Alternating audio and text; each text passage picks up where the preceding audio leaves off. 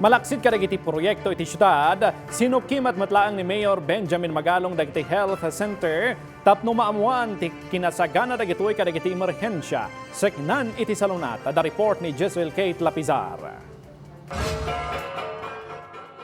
Binisita ni Baguio City Mayor Benjamin Magalong dagiti sumagmamano a health center iti syudad. Panggap daytoy a panagbisita na ang maamuan no nakasagana dagiti health centers iti panagresponde kadagiti emerhensya iti salunat. Kadua ti City Health Services Office sinukimat da dagiti infrastruktura, pasdek, kagawaan ken pasilidad ti luwakan ken pakdal health center. Looking at the facilities at the same time, yung availability ng mga doctors, nurses, and yung content, yung gamot, yun ang mga tinitingnan namin to make sure na ang feeling ng mga pasyente, pag pumunta sila sa health center, alam nila magagamot sila o kaya mabubuhay sila.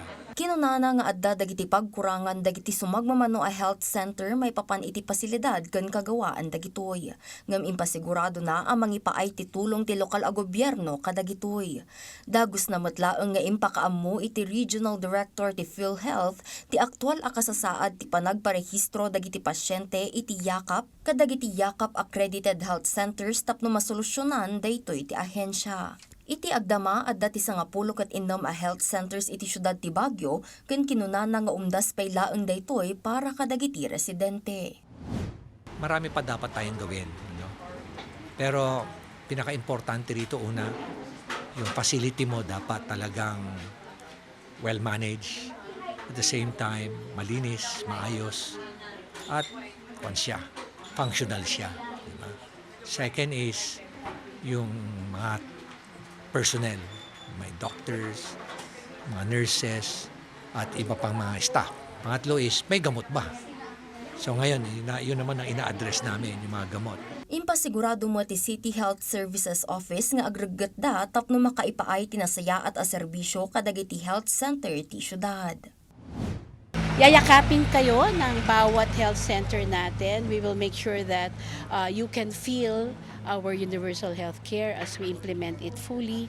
And though we know naman po that Baguio City is number 1 in CAR in the implementation of the universal health care, we still need the residents to be enrolled in the health centers and to feel really that they belong to a health center. And Kinunanamot ang mangisingasing dati barukan kanayunan a health center iti syudad tapno maasakgan pay dagiti residente nga adda kadagiti adayo a lugar. Jezryl Khate Lapizar para iti Pambansang TV, iti Baro, a Pilipinas.